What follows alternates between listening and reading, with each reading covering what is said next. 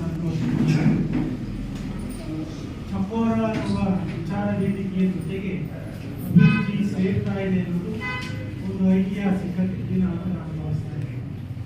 ಮತ್ತೆ ಅಕಾಡೆಮಿ ಎಷ್ಟು ಉದಾರವಾಗಿದೆ ಅಂತ ಹೇಳಿದ್ರೆ, ಈ 2 ವರ್ಷಗಳ ಕಾಲ ಪ್ರತಿ ತಿಂಗಳು ಕೂಡ ಅಭಿರುಚಿಯ ಜೊತೆಗೆ ಸೇರಿ ಕಾರ್ಯಕ್ರಮಗಳನ್ನು ಮಾಡುತ್ತೆ ಎನ್ನುವುದು ನಮ್ಮೆಲ್ಲರಿಗೂ ಸಂತೋಷದ ವಿಷಯ. ಅದರಲ್ಲೂ ಕೂಡ ಅಭಿರುಚಿಯ ಸದಸ್ಯರಿಗೆ ಒಂದು ಬೆಂಬಲ ಕೊಟ್ಟಂಗಾಗುತ್ತೆ. ನನಗೆ ಬಹಳ ಸಂತೋಷ ಆಯಿತು. ಅಭಿರುಚಿಗೆ ಮರುಚಾಲನೆ ಸಿಕ್ಕಿದೆ. ನಿರಂತರವಾಗಿ ಮತ್ತೆ ಅಭಿರುಚಿ ವಿಕಾಸ ಆಗುತ್ತೆ ಅನ್ನೋ ಆಸೆಯಿಂದ ನನಗೆ ಮಾತನ್ನು ಹೇಳ್ತಾರೆ. ಇನ್ನು ಚಕೋರ ಮತ್ತು ಅಭಿರುಚಿ ಎಂದಾಗ ಇದರಲ್ಲಿ ಸಾಮ್ಯತೆ ಇರುತ್ತೆ.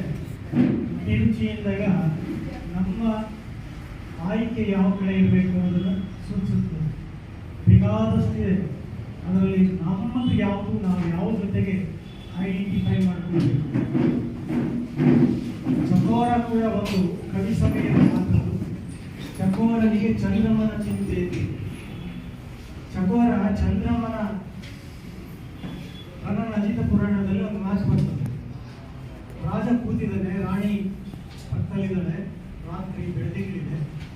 ಆ ಬೆಳದಿಂಗಳು ರಾಶಿ ರಾಶಿ ಅನುಭವಿಸ್ತಾ ಇದ್ದಾರೆ. ಇದನ್ನ ಹೊಳೆ ಮಾಡಿಬಿಡೋಣ, ನದಿಯಾಗಿ ಹತ್ತುಕೊಳ್ಳಿ.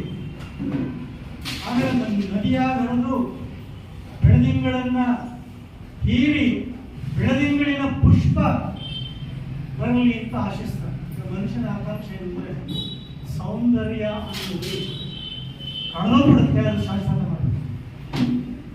ಚಕೋರನ ಆಶಯ ಅಂತ ಕಾಲದ ಪ್ರವಾಹದಲ್ಲಿ ನಾವು ಏನೆಲ್ಲ ಆಗ್ತೀವಿ, ನಮ್ಮ ಆಯ್ಕೆ, ನಮ್ಮ ಅಭಿರುಚಿ ಶ್ರೇಷ್ಠವಾಗಿರಬೇಕು. ಅದರ ಜೊತೆಗೆ ನನ್ನನ್ನು ನಾನು ಗುರುತಿಸ್ಕೊಳ್ಬೇಕು.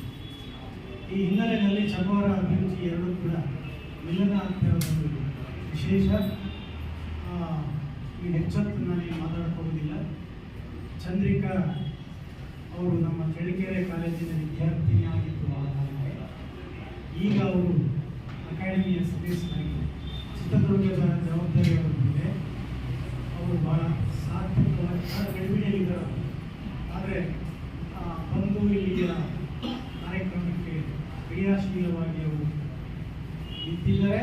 ಅಷ್ಟೇ ಅಲ್ಲ, 2 ವರ್ಷಗಳ ಕಾಲ ಅವರು ಅಭಿರುಚಿಯ ಜೊತೆಗೆ ಇರ್ತಾರೆ ಅಂದರೆ ಒಂದು ಸಂತೋಷದ ಸಂಗತಿ. ನಮ್ಮ ಸೋಮಶೇಖರಯ್ಯನವರು ಮತ್ತು ಯಾದವ್ ರೆಡ್ಡಿ ಅವರು ಎಲ್ಲರೂ ಕೂಡ ಮಾತಾಡಿದ್ದಾರೆ. ನಮಗೆ ವಿದೇಶಿ ವಿದ್ವಾಂಸರ ಬಗ್ಗೆ ಕೂಡ ನಾರಾಯಣ ಸ್ವಾಮಿ ಅವರು ಮಾತಾಡಿದ್ದಾರೆ. ಒಂದು ಮಾತು ಅದ್ರ ಬಗ್ಗೆ ಚಿರಣ ಅಂತ ಟೈಮ್ ಇಲ್ಲ. ವಿದೇಶಿಯರು ಬಂದರೆ ಒಳ್ಳೆ ಗುಣಗಳಿವೆ ಅವರು, ಆದರೆ ಅವ್ರು ಬಂದಿರೋ ಉದ್ದೇಶ ಈ ದೇಶವನ್ನು ಆಳಬೇಕು. ಈ ಆಳಬೇಕು ಅನ್ನೋದಾದರೆ ಈ ದೇಶದ ಜನರೇನು ಅಂತ ತಿಳ್ಕೊಳ್ಬೇಕು, ಈ ಜನರ ನಾಡಿ ಏನು ಅಂತ ತಿಳ್ಕೊಳ್ಬೇಕು. ಇಂಡಿಯಾದವ್ರನ್ನ ರೂಲ್ ಮಾಡೋದು ಬಹಳ ಸುಲಭ ಅಂತ ಬ್ರಿಟಿಷ್ ಅಧಿಕಾರಿಗಳು ಕೆಲವೊಂದನ್ನು ನೇಮಕ ಮಾಡಿದಂಥವರು ಒಂದು ರೀತಿಯಿಂದ ದಾಟಿ ಮಾನವೀಯ ಗುಣಗಳನ್ನು ಇಟ್ಕೊಂಡಿದ್ರು ಅನ್ನೋದನ್ನು ಅವ್ರು ಬಹಳ ಚೆನ್ನಾಗಿ ಹೇಳ್ತಾರೆ. ಆದರೆ ಬ್ರಿಟಿಷರ ಉದ್ದೇಶ ಇಂಡಿಯಾನ ಆಳಬೇಕು ಅಂತ ಹೊರತು ಇಂಡಿಯಾನ ಉದ್ಧಾರ ಮಾಡಬೇಕು ಅಂತ ಇರಲಿಲ್ಲ. ಆದರೆ ಅಧಿಕಾರಿಗಳಲ್ಲಿ ಆ ಮನಸ್ಸಿತ್ತು ಅನ್ನೋದನ್ನು ನೋಡಬೇಕು.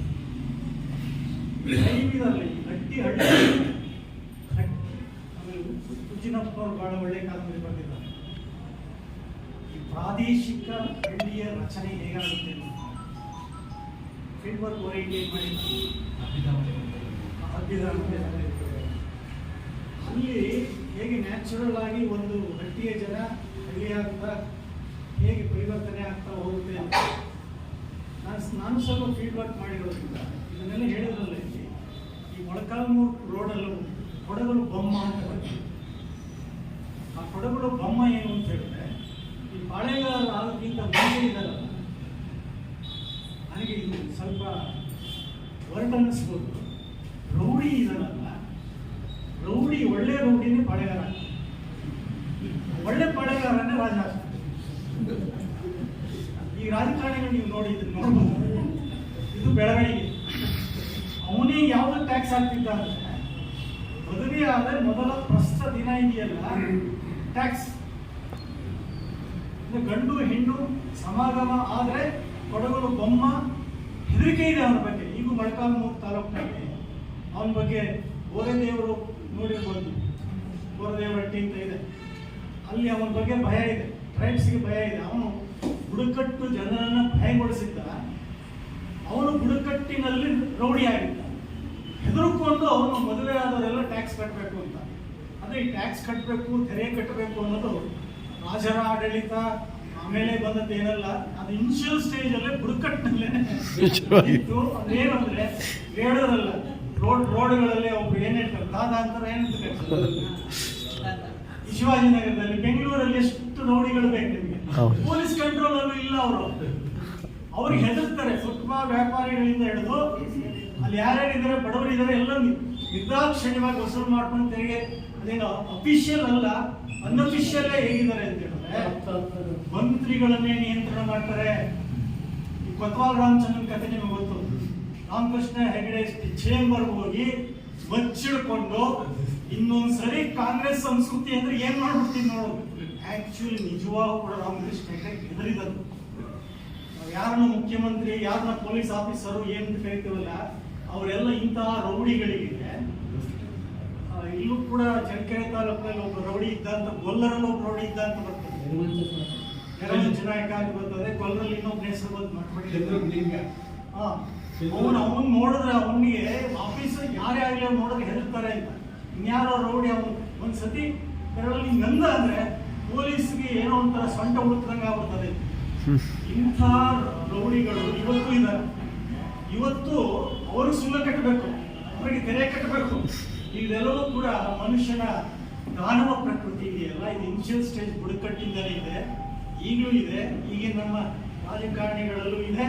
ಯಾರ್ಯಾರು ಸ್ವಲ್ಪ ಹೊರಟಾಗಿ ತಪ್ಪಿ ಬೆರೀತಾರೋ ಅವರೆಲ್ಲರನ್ನು ನೋಡ್ಕೊಂಡ್ರೆ ಇಡೀ ಸಮಾಜ ಒಂದು ರೀತಿ ಹೆದರುತ್ತೆ ಅವ್ರನ್ನ ನೋಡಿ. ಬ್ರಿಟಿಷ್ ಅಧಿಕಾರಿಗಳಲ್ಲಿ ಇದ್ರು ಇಂಟೆನ್ಷನ್ ಇದೆಯಲ್ಲ, ನಮ್ಮ ಉದ್ಧಾರ ಮಾಡಬೇಕು ಅನ್ನೋದು, ನಮ್ಗೆ ದೋಚಬೇಕು ಅಂತ ನಮಗೆ ಎಷ್ಟು ದೋಚ್ಕೊಂಡು ಹೋಗ್ಬೇಕು ಅಷ್ಟು ದೋಚ್ಕೊಂಡು ಇಂಗ್ಲೆಂಡ್ ಅಂತ ಕಟ್ಟಿಕೊಂಡು ಅದರಲ್ಲಿ ಒಳ್ಳೆಯ ಅಧಿಕಾರಿಗಳಿದ್ರು ಅನ್ನೋದನ್ನ ಉಪನ್ಯಾಸ. ನಮ್ಮಲ್ಲಿ ಈಗಲೂ ಒಳ್ಳೆಯ ಅಧಿಕಾರಿಗಳಿದ್ದಾರೆ, ತೀರಾ ಭ್ರಷ್ಟ ಅಧಿಕಾರಿಗಳಿದ್ದಾರೆ. ಒಳ್ಳೆಯ ಅಧಿಕಾರಿ ಕಂಡ್ರೆ ಸಂತೋಷ ಆಗುತ್ತೆ. ಭ್ರಷ್ಟರಿದ್ದಾಗ ಅವ್ರು ಎದುರಿಸ್ತೀರ ನೀವು? ಆಗಲ್ಲ. ಇವತ್ತು ಕೂಡ ಪೊಲೀಸ್ ಇರ್ಬೋದು ಅಥವಾ ಬೇರೆ ಬೇರೆ ವ್ಯವಸ್ಥೆಗಳು ಇರ್ಬೋದು, ಅದರ ಮಧ್ಯೆ ಅವ್ರು ಹೇಗೆ ಮೆರಿತಾ ಇದ್ದಾರೆ ನೋಡಿ. ಎಷ್ಟೋ ಸರಿ ರಾಜಕಾರಣಿ ಯಾರೋ ರೌಡಿ ಯಾರೋ ನಮ್ಗೆ ಗೊತ್ತೇ ಆಗಲ್ಲ, ಆದ್ರೆ ಗೆರೆನೇ ಅಳಿಸೋಗ್ಬಿಟ್ಟು ಸತ್ಯ. ಇವ್ರನ್ನ ಏನಾದ್ರು ಮಾಡಕ್ಕಾಗುತ್ತಾ ನಮ್ಗೆ? ನಮ್ಮ ನಿಯಂತ್ರಣದಲ್ಲಿ ಏನಾದ್ರೂ ಇದೆಯಾ? ಇದು ಈಗಿನ ಪ್ರಶ್ನೆ. ಇದರ ಮಧ್ಯೆ ಚಿತ್ರೀಕರಣವಾಗುತ್ತಿರುವ ನಮ್ಮ ಮನೆಯನ್ನ, ನಮ್ಮ ಮನವನ್ನ, ನಮ್ಮ ವ್ಯಕ್ತಿತ್ವವನ್ನ ಧ್ವಂಸ ಮಾಡುತ್ತಿರುವ ಈ ಪ್ರಸ್ತುತ ಸಮಾಜದಲ್ಲಿ ನಾನು ಯಾವುದರ ಜೊತೆ ಗುರುತಿಸ್ಕೊಳ್ಬೇಕು, ನನ್ನ ವ್ಯಕ್ತಿತ್ವವನ್ನು ಹೇಗೆ ಕಾಪಾಡಿಕೊಳ್ಬೇಕು, ಆರದ ಹಾಗೆ ನಮ್ಮ ಒಳಗಿನ ದೀಪ ಈ ಬಿರುಗಾಳಿಗೆ ಆರದ ಹಾಗೆ ನನ್ನ ವ್ಯಕ್ತಿತ್ವವನ್ನು ಹೇಗೆ ಪೋಷಿಸಿಕೊಳ್ಳಬೇಕು ಅನ್ನುವ ಒಂದು ಉದ್ದೇಶ ನಮಗಿದ್ರೆ ಅಭಿರುಚಿ ಅಂತ ಚಕೋರದಂತ ಸಂಘಟನೆ ನಮ್ಗೆ ಆಶಾದೀಪವಾಗಿ ಕಾಣಿಸುತ್ತೆ. ನಾವು ಏನ್ ಮಾಡ್ಬೋದು? ಜೆಎಸ್ಎಸ್ ಹೇಳಿದ್ರು, ದೀಪ ಹಚ್ಚುತ್ತೇನೆ ನಾನು, ಇಡೀ ಕತ್ತಲೆಯನ್ನು ಧ್ವಂಸ ಮಾಡ್ತೀನಿ ಅನ್ನೋದು ಆಗಲ್ಲ. ಇರುವಷ್ಟು ದಿನ ನನ್ನ ಮುಖ ನೀನು, ನಿನ್ನ ಮುಖ ನಾನು ನೋಡಬಹುದು ಎಂಬ ಒಂದೇ ಆಸೆ ಇಲ್ಲ. ದೀಪ ಆರಿದ ಬಳಿಕ ನಾನು ಯಾರು, ನೀನು ಯಾರು? ಚಕೋರ ಅಭಿರುಚಿ ದೀಪಗಳು ಸುತ್ತ ಬೆಳಕನ್ನ ಚೆಲ್ತವೆ. ನಾವು ಬೆಳಕಿನಲ್ಲಿ ನಮ್ಮನ್ನ ನೀವು, ನಿಮ್ಮನ್ನ ನಾವು ನೋಡ್ಕೊಳ್ತೀವಿ. ಸಮಾಜನೇ ಚೇಂಜ್ ಮಾಡ್ಬಿಡ್ತೀನಿ, ವ್ಯವಸ್ಥೆನೇ ಮುಗ್ಬಡಿಡ್ತೀನಿ ಅಲ್ಲ. ದೀಪ ಆರದ ಹಾಗೆ ನಾವು ನೋಡ್ಕೊಳ್ತೀವಿ. ಅಭಿರುಚಿ ಸದಸ್ಯರಾಗಲಿ ಬಂದಿರತಕ್ಕಂಥ ಅಭಿರುಚಿಯ ಸದಸ್ಯರ ಸಂಖ್ಯೆ ಜಾಸ್ತಿ ಆಗಬೇಕು ಅಂತ ನಾನು ದೊಡ್ಡಮಲೆಯವರಿಗೆ ಹೇಳ್ತಾ ಇದ್ದೆ. ಇದ್ದ ಒಂದು 200-300 ಜನ ಆಗುತ್ತೆ. ಈಗ ಮತ್ತೆ ಯಂಗ್ಸ್ಟರ್ಸ್, ಯುವ ಪೀಳಿಗೆಯನ್ನ ಮನಸ್ಸಲ್ಲಿಟ್ಕೊಂಡು ಚಟುವಟಿಕೆ. ನಾನು ಹೇಳ್ತಾ ಇದ್ದೆ, ಅಭಿರುಚಿ ಯುವ ಪೀಳಿಗೆಯನ್ನು ತರಬೇಕು. ಅವ್ರಿಗೆ ಯಾವುದು ಮಾಡೆಲ್ಸ್ ಇಲ್ಲ, ಮಾದರಿ ಇಲ್ಲ, ಏನಾಗ್ತಿದ್ರೆ ಗೊತ್ತಿಲ್ಲ. ಮಾಧ್ಯಮಗಳು ವಿಚಿತ್ರ ದಿಕ್ಕೆಟ್ಸ್ಬಿಟ್ಟಿವೆ ಅವ್ರನ್ನ. ಅವರ ಅಭಿರುಚಿ ಪಾತಾಳಕ್ಕೆ ಹೋಗ್ಬಿಟ್ಟಿದೆ, ವಿಕಾರ ಆಗ್ಬಿಟ್ಟಿದೆ. ಅಭಿರುಚಿಗೆ ಯಾವುದೇ ಗೊತ್ತು ಗುರಿ ಇಲ್ಲದ ಹಾಗೆ ಮಾಡ್ತಾ ಇದ್ದೀವಿ. ಇಲ್ಲಿ ಬಹಳ ಮುಖ್ಯವಾದ ಏನು ಅಂದ್ರೆ ಬೇಂದ್ರೆ ಒಂದು ಗಮನ ಬರೋದು, ಒಳಗು ಹೊರಗು ಚಿಟಿ ಚಿಟಿ ಬೆಂಕಿ, ಒಳಗು ಹೊರಗು ಚಿಟಿ ಚಿಟಿ ಬೆಂಕಿ. ದೇವರನ್ನ ನಂಬುವ ಬೇಂದ್ರೆ ದೇವರದೊಂದು ಕೋರಿಯ ಕಟ್ಟಿ ಕರ್ಮದ ಧೂಪಕ್ಕೆ ಬೆಂಕಿಯನ್ನಿಕ್ಕಿ ಎಲ್ಲ ದೇವರು ಬಂದರು ಅನ್ನ ದೇವರು ಬರಲಿಲ್ಲವೋ ಬರಲಿಲ್ಲ. ಅಷ್ಟು ಫೋರ್ಸ್ ಆಗಿ ಬೇಂದ್ರೆ ಯಾಕೆ ಬರ್ತಾರೆ? ಬಡತನ ಏನು ಅಂತ ಗೊತ್ತಿಲ್ಲ. ಬಡತನ ಅಂತ ಒಂದು ಪ್ರಬಂಧ ಬರೆದರು, ಅದು ಸಾಹಿತ್ಯ ವಿಮರ್ಶೆ ಸಂಕಲನದಲ್ಲಿದೆ, ನೀವು ದಯವಿಟ್ಟು ಓದಿ. ವಿಧವೆ ಅಂತ ಒಂದು ಕವನ ಬೇಡ, ಕುರುಡು ಧರ್ಮಕ್ಕೆ ಸ್ಮಾರಕವು ನಿಂತಹ ಜಾರಕೃಷ್ಣನ ಕಥೆಗೆ ಕೂಡು ಮೂಡಿತ್ತು. ವಿಧವೆಯರ ಬಗ್ಗೆ ನಮಗೆ ಗೊತ್ತಿದೆ, ಆದರೆ ವಿಧವೆಯ ಬಗ್ಗೆ ನಿಮಗೆ ನಿಮ್ಮ ಅಂತರಂಗದಲ್ಲಿ ಹೃದಯದಲ್ಲಿ ತಟ್ಟುವ ಸಂವೇದನೆಯನ್ನ ಜಾಗೃತ ಮಾಡುವ ಶಕ್ತಿ ಸಾಹಿತ್ಯಕ್ಕೆ. ಮಾಹಿತಿಗಾಗಿ ನೀವು ಟಿವಿ ನೋಡ್ಬೋದು, ನ್ಯೂಸ್ ತಗೋಬಹುದು, ಪೇಪರ್ ಓದ್ಬೋದು. ನಿಮ್ಮ ಅಂತರಂಗನ ಕಲಕುವಂತ ಸಂವೇದನೆ ಇದೆಯಲ್ಲ, ಆ ಕ್ಷಣಗಳನ್ನ ಕೊಡೋದು ಸಾಹಿತ್ಯ. ನಮ್ಮ ಸಂವೇದನೆಗಳ ಭಾವನೆ ಎಲ್ಲ ನಡೀತಾರೆ. ಭಾವನೆಗಳನ್ನ ರೊಚ್ಚಿಗೆಬ್ಬಿಸಿ, ಭಾವನೆಗಳನ್ನ ಉದ್ರೇಕಗೊಳಿಸಿ ಅನಾಹುತ ಮಾಡುವಂತ ಭಾಷಣಗಳನ್ನು ನೀವು ಕೇಳಿರ್ಬೋದು. ಆದರೆ ಸಾಹಿತ್ಯ ನಿಮ್ಮ ಭಾವನೆಗಳನ್ನ ಉದ್ರೇಕಿಸೋದಿಲ್ಲ, ಉದ್ರೇಕ ಮಾಡೋದಿಲ್ಲ, ನಿಮ್ಮ ಸಂವೇದನೆಯನ್ನ ಜಾಗೃತಗೊಳಿಸುತ್ತೆ. ಏನೆಂದ್ರೆ ಆ ಪದ್ಯ ಓದಿದಾಗ ನನ್ನ ಅಂತರಂಗದಲ್ಲಿ ಒಂದು ಜಾಗೃತಿ ಮೂಡುತ್ತಲ್ಲ, ಆ ಶಕ್ತಿ ಸಾಹಿತ್ಯದ ಪರಿಸರಕ್ಕೆ ಒಂದು. ಬೇಂದ್ರೆಯ ಕವನಗಳನ್ನ ನೀವು ಓದ್ತಾ ಇದ್ರೆ ಮತ್ತೆ ಮತ್ತೆ ಮತ್ತೆ ಮತ್ತೆ ಓದ್ಬೇಕು ಅನ್ಸೋದಿ. ಹಳೆದಾವದೆಲ್ಲ ನೋಡಿ,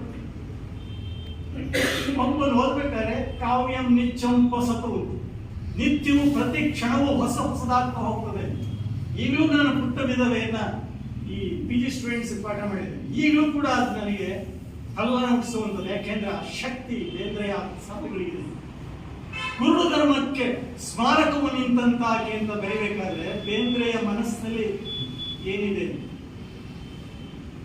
ಯಾವಾಗೋ ಬರೆದ ಒಂದು ಪದ್ಯ, ಹೆಣ್ಣಿನ ವಿಧವೆಯಾದಾಗ ಹೆಣ್ಣಿನ ಸ್ಥಿತಿಯನ್ನ, ವಿಧವೆ ಬಗ್ಗೆ ನನಗೆ ನಾಲೆಡ್ಜ್ ಇರ್ಬೋದು, ವಿಧವೆ ಬಗ್ಗೆ ಮಾಹಿತಿ ಇರ್ಬೋದು, ಆದರೆ ವಿಧವೆ ಬಗ್ಗೆ ನನ್ನ ಸಂವೇದನೆಗೆ ಕಲಕುವ ಹಾಗೆ ಆ ಸಾಲಿದೆಯಲ್ಲ, ಅದು ಬಹಳ ಮುಖ್ಯ ಅಂತ ಅನಿಸುತ್ತೆ. ಈ ಹಿನ್ನೆಲೆಯಲ್ಲಿ ಇಂಥ ಸಾಹಿತ್ಯಿಕ ಅಭಿರುಚಿಯ ಈ ಕಾರ್ಯಕ್ರಮ ವ್ಯವಸ್ಥೆ ಏನೇ ಆಗಿರಲಿ, ಧ್ವನ ಆಗಿರಲಿ, ಇಂದಿನ ವರ್ತಮಾನ ಇದೆಲ್ಲ ಆಗಿರಲಿ, ಅಂದರೆ ಇನ್ನೊಂದು ಮಾತು ನನಗೆ ಹೇಳಬೇಕು, ಇತಿಹಾಸ ಪಾಸ್ಟ್ ಯಾವುದನ್ನ ಪ್ರೆಸೆಂಟಿಗೆ ತರಬೇಕು ಅನ್ನೋ ವಿವೇಕಾನಂದ. ಪಾಸ್ಟ್ ಸಿಕ್ಕಾಪಟ್ಟೆ ಹೋಗ್ಬೇಕು. ಈಗ ನಿಮ್ಮ ಮನೆಯಲ್ಲಿ ನಿಮ್ಮ ತಾತ ಮುತ್ತಾತೆ ಜಗಳ ಆಡ್ತಿದ್ದೀರ, ನಿಮ್ಮ ಮಕ್ಕಳಿಗೆ ಅದನ್ನ ಹೇಳ್ತೀರ.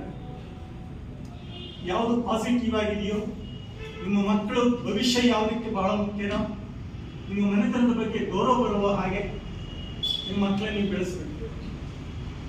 ಕರಾಳವಾದ ಕತ್ತಲೆಯ ಅನಿಷ್ಟವಾದಂತಹ ಸಂಗತಿಗಳನ್ನೆಲ್ಲ ನೀವು ಬಚ್ಚಿಟ್ಕೊಳ್ಬೇಕು. ತಿಪ್ಪೆಯನ್ನ ಕೋಳಿ ಕೆದಕ್ಬಿಡ್ತದೆ, ತಿಪ್ಪೆ ಕೆದಕಿದ್ರ ಒಳಗಡೆ ಏನಿದೆ? ಇತಿಹಾಸ ತಿಪ್ಪೆ ಕೆದಕುವಂತ ಕೆಲಸ ಮಾಡುವ. ಯಾವುದು ನಮ್ಮ ವರ್ತಮಾನದ ಬದುಕನ್ನ ಸಹ್ಯಗೊಳಿಸ್ತದೋ, ವರ್ತಮಾನಕ್ಕೆ ಅರ್ಥ ಕೊಡ್ತದೋ, ಅದರ ಮೂಲಕ ಭವಿಷ್ಯ ಏನೋ ಅನ್ನೋದ್ರ ಬಗ್ಗೆ ಸೆನ್ಸ್ ಇತಿಹಾಸಕಾರನಿಗಿರಬೇಕು, ಆ ಸೆನ್ಸ್ ವರದಿಗಾರನಿಗಿರಬೇಕು. ಯಾವ ಪಾಸ್ಟ್ ಅನ್ನ, ಯಾವ ಭೂತದ, ಯಾವ ಕಹಿಯನ್ನ ವರ್ತಮಾನಕ್ಕೆ ತಂದು ನನ್ನ ವರ್ತಮಾನದ ಗಾಯವನ್ನ ಇನ್ನೂ ಕೆದಕಿ ಅದನ್ನ ರಣವಾದಂತ ಗಾಯಗಳಾಗಿ ಮಾಡಿಕೊಡ್ತೇನೆ, ಇರುವ ಗಾಯವನ್ನು ಮಾಗುವ ಹಾಗೆ ವರ್ತಮಾನದಲ್ಲಿ ನಾವು ವರ್ತಮಾನವನ್ನು ಬಳಸ್ಕೊಳ್ತೀವಿ. ಇತಿಹಾಸವನ್ನ ನೀವು ಕೇಳಿ ಒಂದು ಸೆನ್ಸ್ ಇರಬೇಕು. ಯಾವಾಗ ಅಂದ್ರೆ ನನ್ನ ವರ್ತಮಾನದ ಬದುಕಿಗೆ ಅದೆಷ್ಟು ಜ್ಯೋತಿ ರೂಪದಲ್ಲಿದೆ, ಎಷ್ಟು ವಿಶೇಷವಾಗಿದೆ ಅನ್ನೋದನ್ನ ನಾವು ಆಲೋಚನೆ ಮಾಡಬೇಕು. ಆದರೆ ಈ ಮಾತನ್ನ ಯಾಕೆ ನಾನು ಬಹಳ ವಿಶೇಷವಾಗಿ ಹೇಳ್ತಾ ಇದ್ದೀನಿ ಅಂದ್ರೆ, ಈಗ ಇತಿಹಾಸ ಹೇಳುವವರಿಗೆ ಈ ವಿವೇಕ,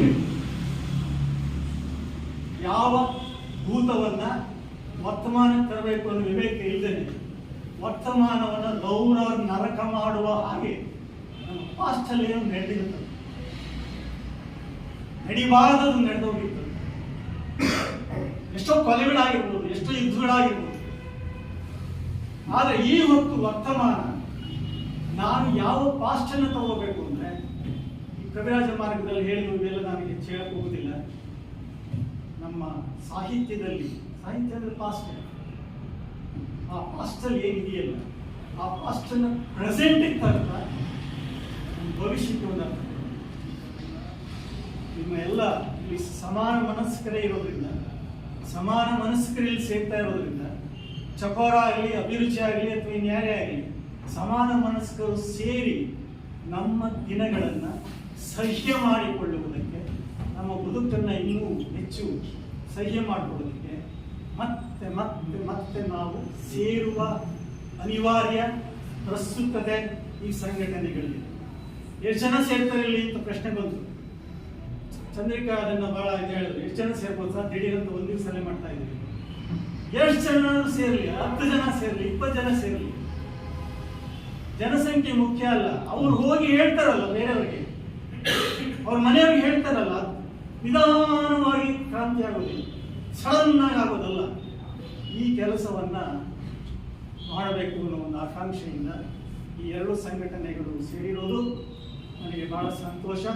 ಅಭಿರುಚಿಯ ಜೊತೆಗೆ ಸುಮಾರು 20 ವರ್ಷ ಗುರುತಿಸ್ಕೊಂಡಿರೋ ನನಗೆ ಅಭಿರುಚಿಗೆ ಮತ್ತೆ ಜೀವ ಬರ್ತಾ ಇದೆ, ಅದು ಮತ್ತೆ ವಿಕಾಸ ಆಗ್ತಾ ಇದೆ ಹೇಳೇನೆ ಸಮಾಧಾನ ಆಗ್ತಾ ಇದೆ. ನೀವೆಲ್ಲ ಸಹಕಾರ ಕೊಡೋರಿದ್ದೀರಾ. ಯುವ ಪೀಳಿಗೆ ಹೆಚ್ಚು ಜನ ಭಾಗವಹಿಸುವ ಹಾಗೆ ಮಾಡುವುದು ಹೇಗೆ ಎನ್ನುವುದು ನನ್ನ ಸಮಸ್ಯೆನೂ ಕೂಡ, ನಿಮ್ಮ ಸಮಸ್ಯೆನೂ ಕೂಡ. ಅದಕ್ಕೆ ನಾನು ಬಹಳ ಸರಿ ಹೇಳಿದೆ, ಕಾಲೇಜಲ್ಲಿ ಇಟ್ಬಿಡಿ. ಸ್ಟೂಡೆಂಟ್ಸ್ ಇಲ್ಲಿ ಬರಲ್ಲ, ಅವರು ಅವ್ರ ತನ ಹೋಗ್ಬಿಡು. ಹಾಗೆ ನಾವು ನಮ್ಮ ಮಕ್ಕಳನ್ನ ತಿದ್ದದೇ ಹೋದರೆ ನಮ್ಮ ಭವಿಷ್ಯ ಇನ್ನೂ ಕರಾಳವಾಗುತ್ತೆ ಎನ್ನುವ ಎಚ್ಚರ ನಮಗೆ ಇರಬೇಕು. ಈ ದೃಷ್ಟಿಯಿಂದ ಈ ಹೊತ್ತಿನ ಕಾರ್ಯಕ್ರಮ ಸಾರ್ಥಕ ಅಂತ ನಾನು ಭಾವಿಸ್ತೀನಿ. ಕೇಳಿದಂಥ ಎಲ್ಲರಿಗೂ ನಾನು